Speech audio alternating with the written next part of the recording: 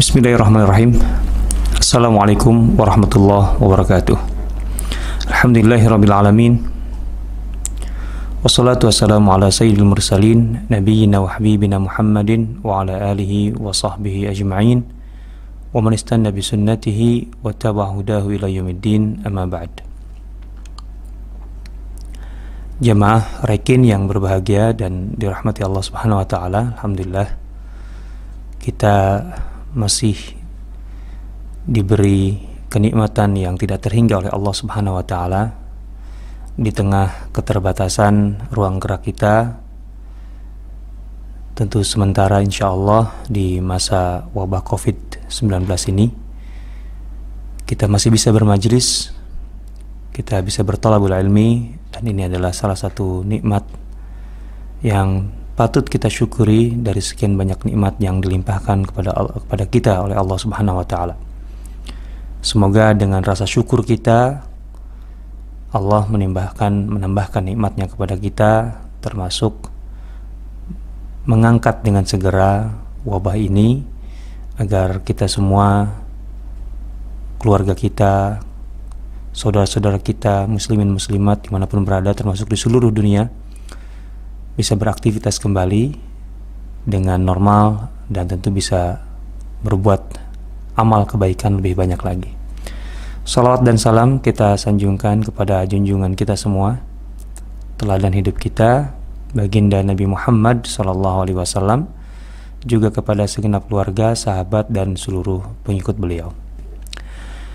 Jamaah rekin yang berbahagia, rahimakumullah jami'an, berbicara tentang kepemimpinan Rasulullah SAW, tentu saja kita harus mulai dari masalah yang sangat mendasar, bahwa Allah Subhanahu wa taala menempatkan Rasulullah SAW sebagai uswah, sebagai teladan.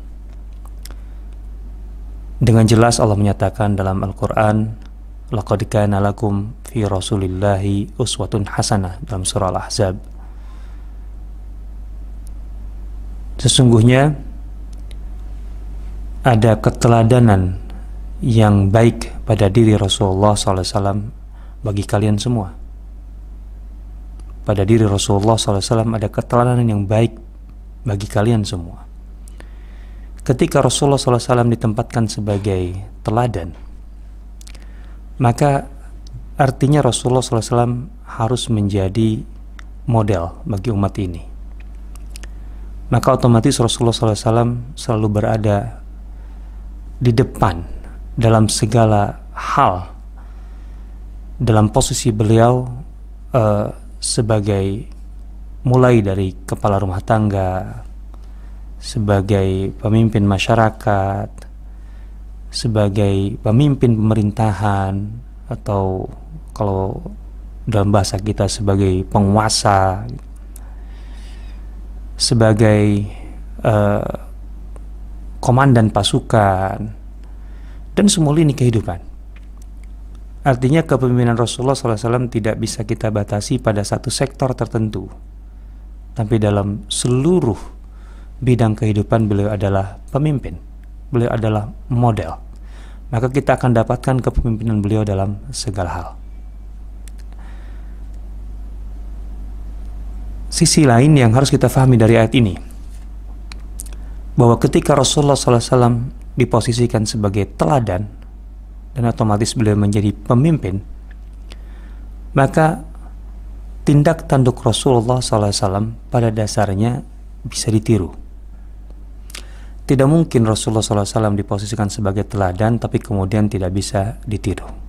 Artinya, status kerasulan beliau sebagai utusan Allah, di mana beliau menerima wahyu dari Allah, tidak menjadi penghalang bahwa beliau ini bisa ditiru. Artinya kita ini punya peluang dan kemungkinan untuk meniru beliau. Tentu meniru, bukan menyamai, itu nggak mungkin. Nggak mungkin. Kita tidak mungkin menyamai Rasulullah SAW, tapi kita bisa meniru beliau, tindak-tanduk beliau itu. Nah, sehingga di sini kita harus memahami bahwa meskipun Rasulullah SAW itu, perbedaan paling mendasarnya, beliau adalah menerima wahyu dari Allah, dan itu tidak mungkin diterima oleh siapapun gitu ya, setelah beliau, karena beliau adalah nabi terakhir gitu. Bukan berarti segala sesuatunya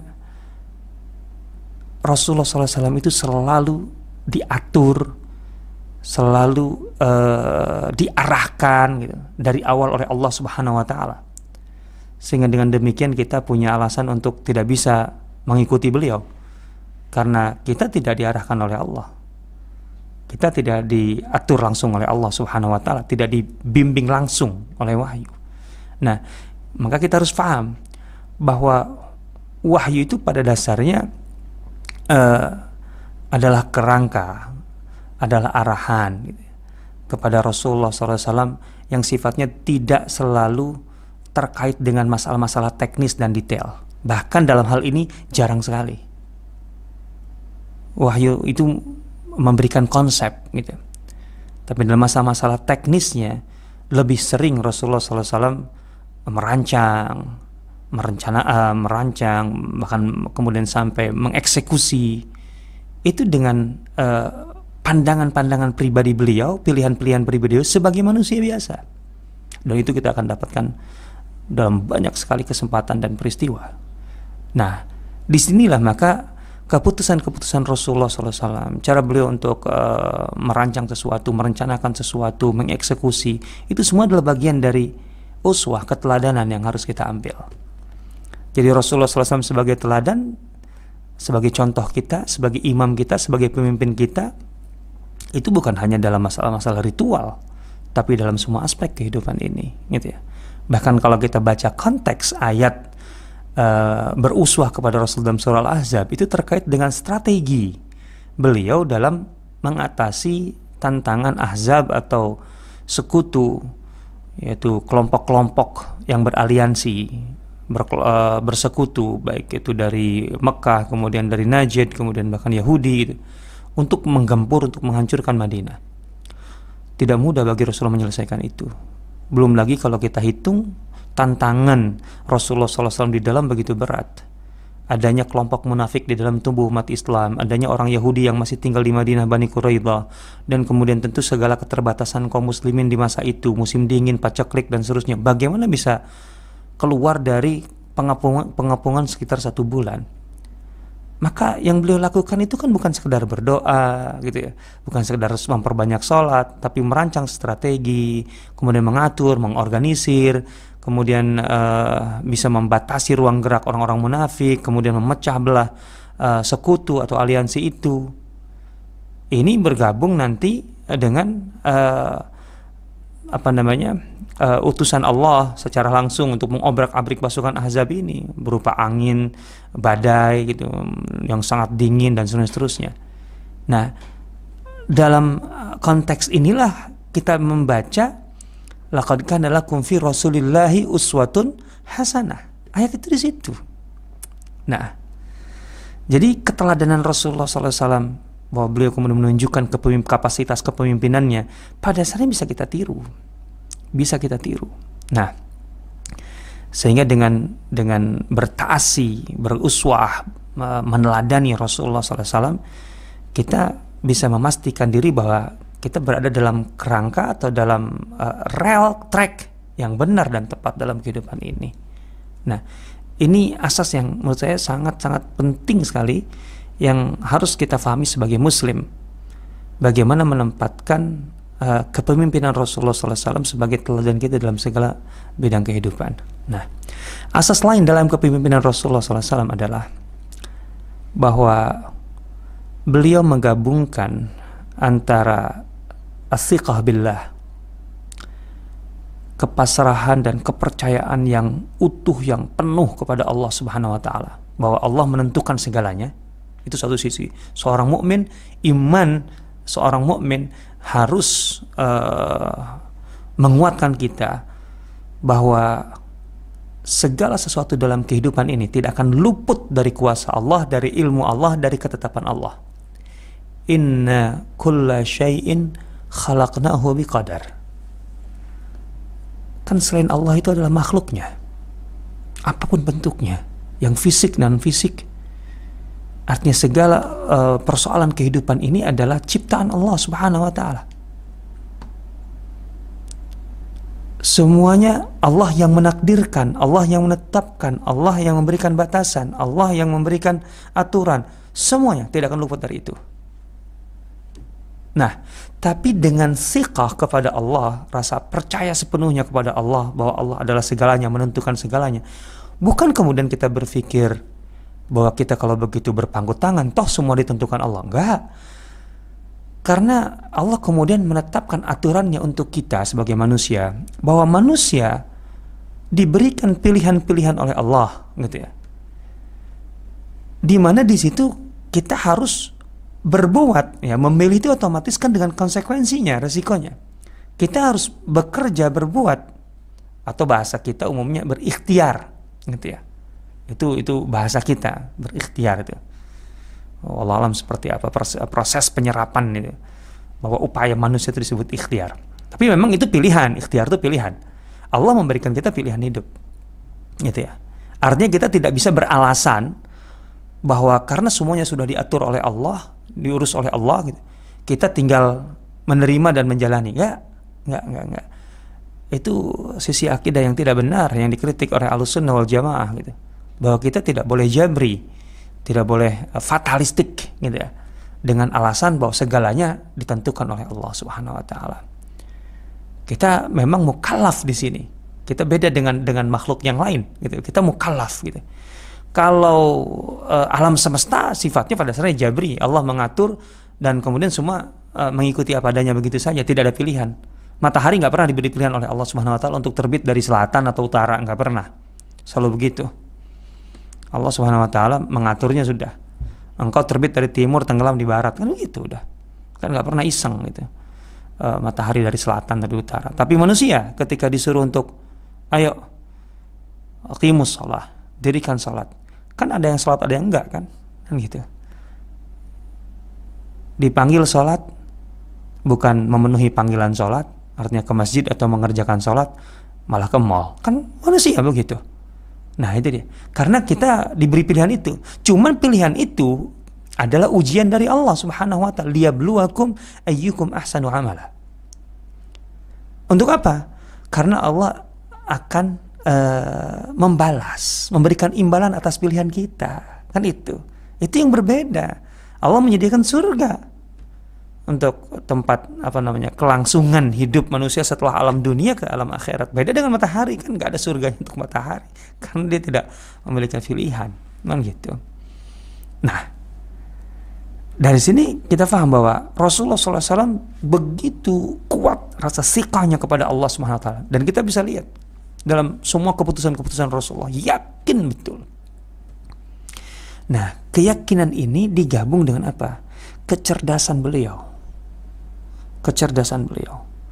Artinya ketika beliau begitu tinggi tingkat kepercayaannya kepada Allah, kepasrahannya kepada Allah, dengan kecerdasan beliau itu beliau menggunakannya itu untuk mengoptimalkan semua peluang yang secara manusiawi itu bisa diraih atau bisa dicapai bisa dikerjakan oleh manusia untuk meraih sukses, untuk berhasil, untuk menang. Maka perlu diketahui pada dasarnya dalam semua proyek-proyek Rasulullah SAW itu, kalau kita lihat, Rasulullah SAW selalu membuat perencanaan. Selalu membuat perencanaan. Ini kalau kita bicara kepemimpinan Rasulullah ini, membuat perencanaan. Dan perencanaan itu sekali lagi, itu bukan karena diarahkan oleh wahyu, rencananya harus begini. Enggak. Itu betul-betul mengandalkan kematangan, kebijaksanaan, kecerdasan Rasulullah SAW. Rasulullah SAW membuat perencanaan, dan perencanaan itu bukan sekedar perencanaan awal dalam arti memulainya bagaimana, tapi sampai merencanakan sukses, berhasil. Rasulullah itu merencanakan berhasil, merencanakan sukses, merencanakan menang. Tidak pernah merencanakan kalah. Atau tidak pernah merencanakan sesuatu tanpa kemudian tidak memperhitungkan bahwa hasilnya itu akan seperti apa. Kayak kita. Ya, bismillah lah, kita rencanakan aja. Masalahnya nanti sukses atau tidak, itu takdir Allah. Enggak begitu Rasulullah SAW. Ini kalau kita ingin mencontoh Rasulullah SAW, harus merencanakan itu sampai pada tahap rencana kita itu memang sukses gitu. Kita lihat ya. Saya berikan contoh-contoh ini dari tadi saya teorikan ini, tapi teori ini berdasarkan memang faktanya begitu. Rasulullah SAW itu ketika mau perang Uhud, beliau itu pasukannya jelas lebih kecil daripada lawannya. Faktanya di lapangan memang 700 lawan 3000. 700 itu pun sebenarnya tadinya kan dari 1000 kemudian berkurang 300 orang-orang munafik gitu ya. Nah, dari awal rencana pertama Rasulullah, kalau kita sebut mungkin sebagai plan A-nya ya, plan A-nya itu Rasulullah SAW itu perang Uhud itu di dalam kota, tidak di Uhud, tapi di dalam kota mana? Di dalam pemukiman. Itu rencana Rasulullah SAW. Cuma karena Rasulullah membuka forum musyawarah, nah ini dia. Namanya forum musyawarah. Ini sisi lain juga itu dari masalah asas dalam kepemimpinan Rasulullah SAW. Rasulullah SAW sering bermusyawarah. Atau bisa dikatakan secara umum Rasulullah selalu bermusyawarah, hanya kadang-kadang tidak. Selalu bermusyawarah, kadang-kadang tidak. Jangan dibalik. Gitu ya. Nah, Rasulullah membuka forum musyawarah, maka namanya forum musyawarah. Pendapat Rasulullah SAW sebagai anggota forum itu selevel sama dengan pendapat forum. Artinya siapapun bisa berpendapat dan pendapat itu sama, tinggal ditimbang sesuai maslahat kebersamaan. Ternyata pendapat para sahabat yang menghendaki perang di luar kota itu lebih kuat ketimbang pendapat Rasulullah SAW. Bahkan bukan hanya Ansor, termasuk Hamzah itu meminta Rasul kita keluar. Nah, Rasulullah SAW menimbang di forum itu maslahatnya untuk ya udah kita ikuti saja atau kita sepakati aja kita berperang di luar. Padahal pendapat Rasul di dalam. Kenapa? Kalau di dalam bagi Rasulullah SAW, bagaimanapun dengan jumlah pasukan yang lebih kecil, tetapi kan masuk ke dalam kota itu mau tidak mau harus masuk ke jalan-jalannya kan. Pasukan sebesar itu nggak mungkin kan bareng masuk kota. Mereka akan pecah. Nah, ketika mereka dipecah, setiap sudut kota itu sepenuhnya ada dalam kendali kaum muslimin, sehingga kemudian kemungkinan untuk menangnya jelas besar. Tapi karena forum menghendaki keluar, akhirnya keluar ke Uhud itu. Lihat, di Uhud itu, atau keberadaan kaum muslimin di Uhud itu belakangan dibanding pasukan musyrik Quraisy. Artinya Quraisy lebih dulu datang ke Uhud. Rasulullah SAW kan yang katakanlah bertahan posisinya. Tadinya mau di dalam kota, akhirnya ke Uhud juga. Tapi begitu sampai di Uhud, Rasulullah SAW bisa menempatkan pasukannya di lokasi yang lebih strategis. Beliau menghitung dengan 700 orang ini bagaimana bisa bertahan menghadapi 3000 orang. Maka strategi beliau gitu ya, perencanaan beliau itu untuk menang. Pertama, yang jelas jangan sampai pasukan ini dikepung, yang 700 ini. Karena kalau dikepung artinya harus berhadapan dengan musuh lebih dari satu arah, lebih dari satu arah dari depan, termasuk dari belakang akan bahaya. Maka Rasulullah SAW sangat mementingkan agar pasukan ini betul-betul tidak bisa dikepung. Caranya gimana? Maka beliau menempatkan pasukannya diapit antara dua benteng alami. Yang sebelah kanan gunung Uhud, yang sebelah kiri ada bukit. Sehingga dari segi lokasi pasukan, titik paling lemah adalah di kiri karena bukit. Kalau Uhud itu kan terlalu gede. Kalau orang musyrik mau ngepung atau mau ke belakang dari arah Uhud nggak mungkin, akan terlalu berat medannya dan atau terlalu jauh kalau mengelilingi, terlalu lama waktunya. Maka yang kiri bukit. Dan tentu saja yang paling bisa cepat bergerak itu kan pasukan berkuda. Quraisy waktu itu membawa 200 pasukan kuda dipimpin oleh Khalid bin Walid. Rasulullah menempatkan para pemanah di bukit itu. Karena gerakan anak panah jauh lebih cepat daripada kuda sekalipun. Sehingga kalau Khalid bergerak ke situ, dan memang Rasul memperkirakan Khalid akan bergerak ke situ untuk mengepung, maka 50 pemanah itu sudah siap menghadang. Dan betul, Khalid itu memang rencananya begitu mengepung. Tapi begitu mendekati bukit, ada 50 pemanah. Khalid mundur. Lihat di sini saja, penguasaan medan lapangan. Emangnya ini atas arahan wahyu? Di mana kita dapatkan wahyu secara langsung? Al-Quran nggak ada, ataupun Rasulullah SAW mendapatkan ilham juga nggak ada, enggak. Ini sepenuhnya pendapat beliau, gitu ya. Strategi beliau itu satu. Kedua, Karena Rasulullah SAW melihat memang medan itu berat, gitu ya, pasukannya lebih kecil, pertarungan pasti sengit, gitu. Dan Quraisy tentu saja akan mengoptimalkan semua peluang karena Quraisy datang itu membawa dendam ke Uhud, membawa dendam yang luar biasa untuk membalas kekalahan mereka dulu di Badar. Nah, Rasulullah SAW itu, kalau kita baca riwayat-riwayatnya, di Uhud ini memakai baju besi. Artinya, kalau kaum muslimin masuk ke medan perang semata-mata nyawakan di tangan Allah, dan gitu, menang kalah juga di tangan Allah, kan gitu.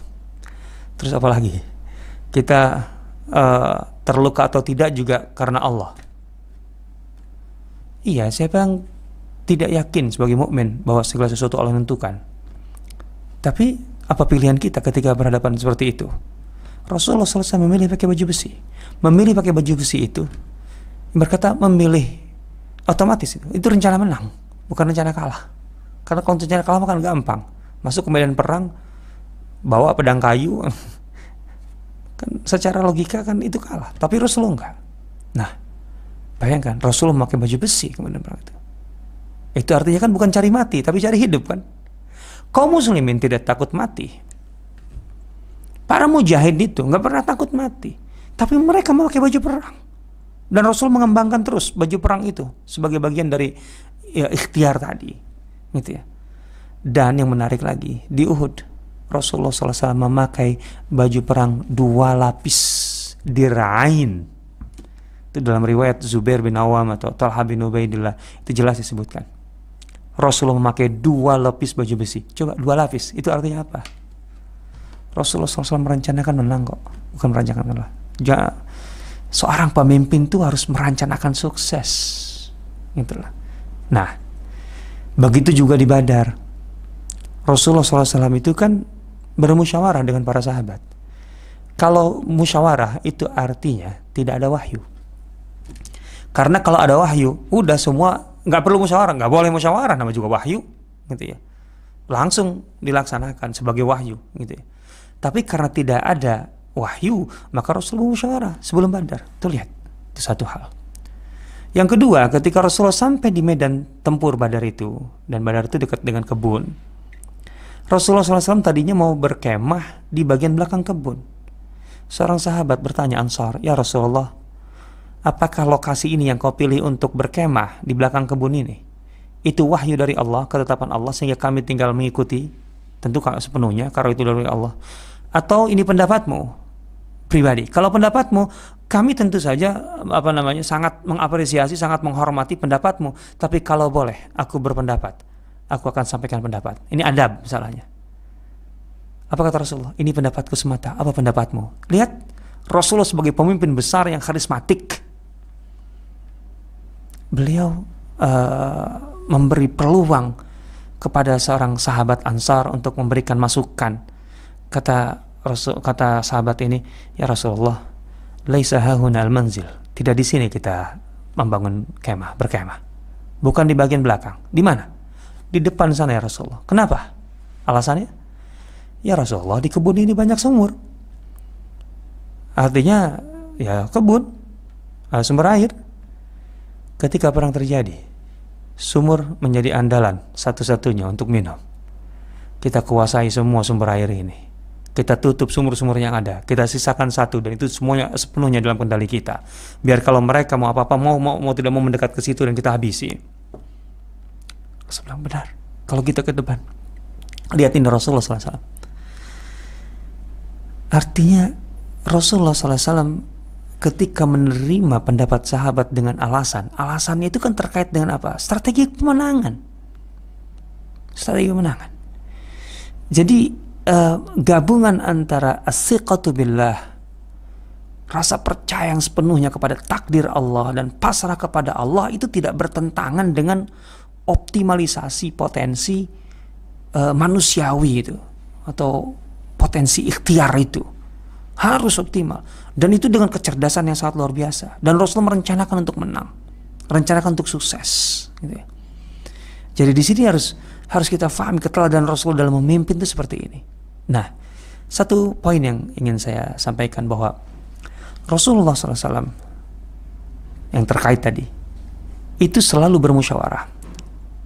Artinya kalau bermusyawarah berarti tidak ada arahan wahyu, dan itu sering kita baca pernyataan Ammar, pernyataan Bilal, atau para sahabat yang lain yang terkesan dengan ini. Aku tidak pernah mendapati orang yang lebih banyak bermusyawarah gitu ya dengan sahabat-sahabatnya melebihi Rasulullah SAW. Artinya Rasul itu sangat-sangat sering musyawarah. Itu banyak hal. Musyawarah juga bagian dari pelatihan kepemimpinan. Coba kalau tidak ada musyawarah, para sahabat tidak akan terlatih untuk mengambil keputusan. Itu penting. Karena tentu saja karisma Rasulullah begitu tinggi. Kalau Rasulullah memutuskan tak, kemudian Rasulullah kalian harus ikuti. Pada dasarnya para sahabat mau ngikuti kok. Gitu ya. Rasul itu karismanya kan tinggi. Tapi sengaja Rasulullah asyiru alayya. Bagaimana pendapat kalian? Beri masukan. Itu Rasulullah SAW melatih para sahabat untuk berani mengambil keputusan. Ini penting sekali dalam kepemimpinan. Kan gitu. Sehebat-hebatnya pemimpin, atau bahkan salah satu bukti kehebatan seorang pemimpin adalah bisa mengkader pemimpin yang hebat bawahannya. Karena tentu saja estafet mau tidak mau akan terjadi. Maka lihat Rasulullah ketika wafat, para sahabat itu sudah terlatih, terbiasa untuk mengambil keputusan besar, penting sekali. Betul yang menjadi khalifah cuma 4 kan sebagai pengganti beliau sebagai Khulafaur Rasyidin, Abu Bakar, Umar, Utsman, Ali. Tapi kan ketika mereka menjadi khalifah, itu negara Islam wilayahnya berkembang begitu pesat. Di zaman Umar kemudian Utsman, wilayah Islam itu kalau sekarang mencakup lebih kurang 15 negara sekarang. 15 negara. Saudi, Yaman, Oman, Bahrain, Qatar, Kuwait, Emirat, kemudian Palestina, Syria, kemudian Jordan, Lebanon, Irak, kemudian Mesir, Libya. Coba lihat ini, ada 14-15 negara. Artinya ketika Umar bin Khattab kemudian Utsman bin Affan memimpin, itu 15 bahkan lebih zaman Utsman, bertambah lagi 15 negara. Itu membutuhkan berapa gubernur, pejabat daerah, berapa bendahara, berapa. Tapi begitu wilayah ini terbuka dan kemudian membutuhkan banyak pemimpin-pemimpin baru dalam berbagai lini, berbagai bidang, itu ya tinggal nunjuk-nunjuk aja, kamu sini, kamu sini, kamu sini. Karena sudah terlatih semua kepemimpinan. Rasulullah SAW dalam masalah militer saja, semasa hidupnya ada 80 lebih misi militer, 20 sekian misi militer dipimpin langsung beliau, itu yang disebut dengan ghazwah. 20 sekian. Tapi sisanya, dan itu hampir 2/3 atau lebih dari 2/3, artinya sekitar 50-an misi militer, itu yang memimpin para sahabat. Ini dia Rasulullah SAW seperti itu. Musyawarah itu begitu. Nah, terus kemudian dengan musyawarah pula Rasulullah SAW menunjukkan bahwa atau menghargai pendapat para sahabat itu. Dan ini lagi penting, bahwa dengan sehebat-hebatnya seorang pemimpin itu harus pandai menghargai pendapat bawahannya. Dan begitu beliau mengapresiasi ketika jelas-jelas pendapat para sahabat itu begitu brilian, bernas, beralasan. Ini adalah bagian dari kepemimpinan Rasulullah SAW. Tentu yang terakhir, bahwa Rasulullah itu memimpin dengan kasih sayang. Bab kasih sayang Rasulullah itu bab yang sangat panjang. Asas dari semua atau dasar di semua kebijakan-kebijakan beliau, sikap-sikap beliau, itu adalah kasih sayang, rahmah. Ada satu buku yang ditulis oleh Dr. Raghib As-Sirjani yang judulnya Rahmah, kasih sayang pada diri Rasulullah SAW. Saya tidak tahu buku ini sudah diterjemahkan atau tidak, tapi ini satu buku khusus sekitar 400 halaman, isinya tentang aspek kasih sayang pada diri Rasulullah, termasuk itu dalam masalah kepemimpinannya. Dan itu yang membuat beliau sangat dicintai, beliau sangat dekat dengan para sahabat-sahabatnya. Nah, demikian beberapa aspek tentang kepemimpinan Rasulullah SAW. Mudah-mudahan ini menjadi inspirasi bagi semua sahabat-sahabat Rekin, jemaah pengajian Rekin yang berbahagia dan dirahmati Allah Subhanahu wa taala. Semoga di bulan Ramadan ini kita semakin dekat dengan Al-Qur'an, sumber dan petunjuk hidup kita, dan juga tentu dengan sosok Rasulullah SAW sebagai seorang yang mewujudkan arahan Al-Quran dalam kehidupan nyata, sehingga kenyataan itulah yang menjadi pedoman kita dalam beruswah atau berteladan kepada beliau. Hadanallahu wa iyyakum ajma'in. Allahumma anfa'na bima 'allamtana fazidna ilman tanfa'una. Subhanakallahumma bihamdika asyhadu an la ilaha illa anta astaghfiruka wa atubu ilaik. Wassalamualaikum warahmatullahi wabarakatuh.